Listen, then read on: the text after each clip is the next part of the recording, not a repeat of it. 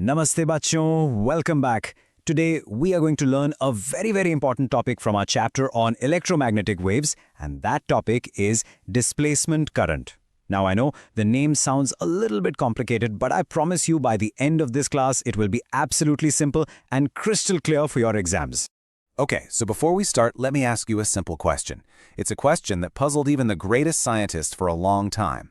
You see, we all know that for an electric current to flow, it needs a complete path, right? A conducting wire. But think about a capacitor. In between the two plates, what is there? There is a gap, an insulator, or just empty space. So how does the current complete the circuit? How does it seem to jump across that gap? Just keep this puzzle in your mind, because the answer to this is exactly what we are going to study today.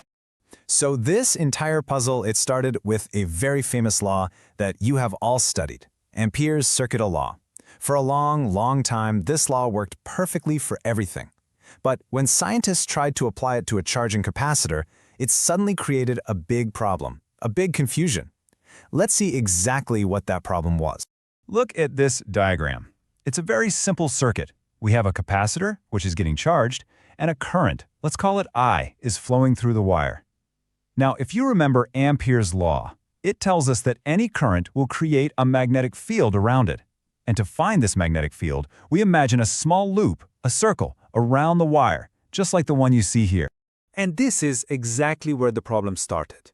Chano, look carefully.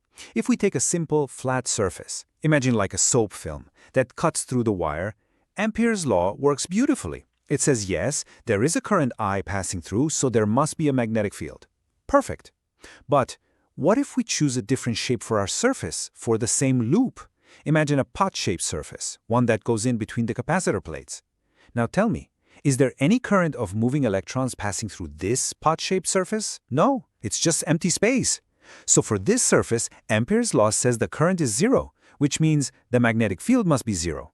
How is this possible? For the same point, we are getting two different answers for the magnetic field.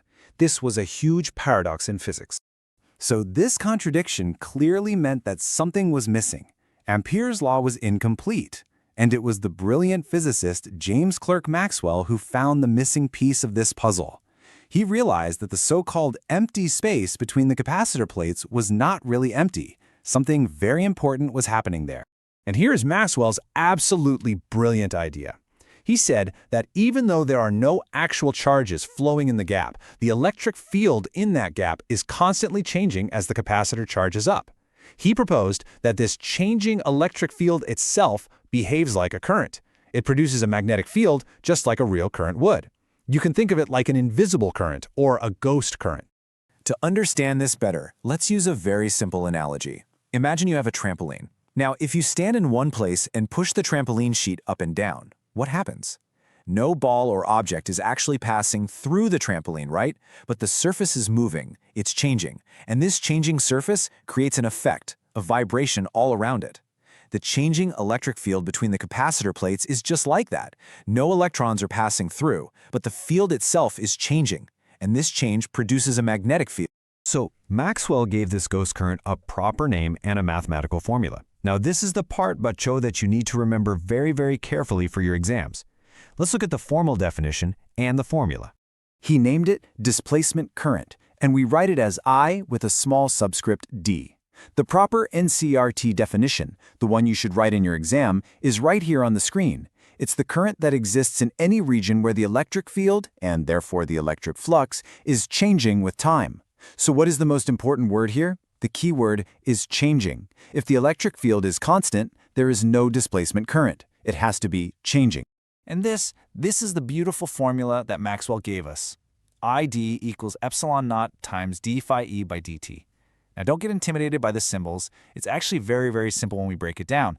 Okay, so what do these symbols mean? ID is our hero, the displacement current. ठीक है? Epsilon naught is just a constant of nature. You all know its value. The most important part is this last term, d phi e by dt. In simple words, this just means the rate of change of electric flux, or you can think of it as how fast the electric flux is changing. So if the flux changes very quickly, the displacement current will be large. If it changes slowly, the current will be small. And if it doesn't change at all, the displacement current is zero. Simple, na? Now let's go back to our original puzzle. How does this new idea of displacement current solve that paradox of Ampere's law? Let's connect all the pieces together. What Maxwell did was he simply fixed Ampere's law. He added his new term to it. This new corrected law is now called the Ampere-Maxwell law, and it's right there on your screen.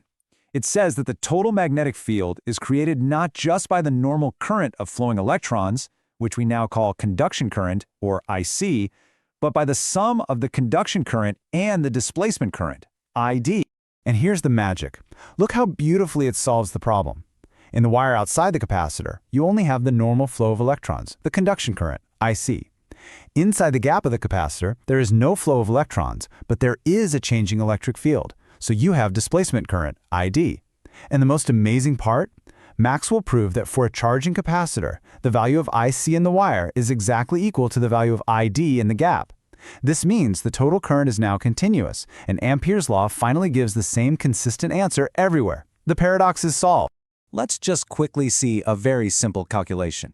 Suppose the electric field between the plates is changing at a rate of 10 to the power 5 volts per meter second, and the area of the plates is 0.01 square meters. First, we find the rate of change of flux. Just multiply the two, which gives us 1,000. Then, we just have to multiply this by our constant epsilon naught. And there you have it. The displacement current comes out to be 8.85 nanoamperes. See, it's a real calculable value. All right, everyone, full attention here. This next part is very important if you don't want to lose marks in your exam. I'm going to tell you two very common mistakes, two traps that students fall into when it comes to displacement current. So please pay close attention. The first and the biggest mistake students make is thinking that displacement current is a real flow of charge. I know the name has the word current in it, which is confusing, but please remember, it is not a flow of charges. No electrons are jumping across the gap. It is simply the effect of a changing electric field, an effect that produces a magnetic field just like a real current would. That's all. The second common mistake is thinking that this is some special idea only for capacitors. No, not at all. A capacitor is just the best and easiest example to understand this concept. But the truth is, displacement current exists anywhere and everywhere in the universe, where an electric field is changing with time. It is a fundamental, universal principle of nature.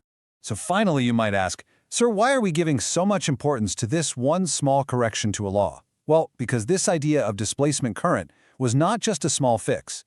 It turned out to be one of the most important and profound discoveries in the history of physics. It completed our entire understanding of electricity and magnetism. And this is why it's so beautiful. Just think about it for a moment. From Faraday's law, we already knew that a changing magnetic field creates an electric field. Now, with Maxwell's discovery, we know that a changing electric field creates a magnetic field. Do you see that amazing symmetry? Changing B creates E, and changing E creates B. They are like two sides of the same coin, a perfect partnership. This discovery completed the picture. So let's quickly summarize the key points for your revision. First, Ampere's law had a problem, an inconsistency when used for capacitors. Second, Maxwell solved this by proposing the idea of displacement current, which is caused by a time-varying electric field. Third, the formula you must remember is ID equals epsilon 0 d phi E over dt. Fourth, remember it is not a real flow of charge, but it does produce a magnetic field. And finally, and most importantly, this concept completed Maxwell's equations and directly led to the prediction of something amazing, electromagnetic waves. And that leaves us with one last fascinating question to think about. If a changing electric field creates a magnetic field, and that changing magnetic field in turn creates a new electric field, which then creates a new magnetic field, what happens if this process just continues on and on, feeding each other as they travel through empty space? Think about that, because the answer is light itself and the entire spectrum of electromagnetic waves, which is the very next thing we will study. TK, I'll see you in the next class.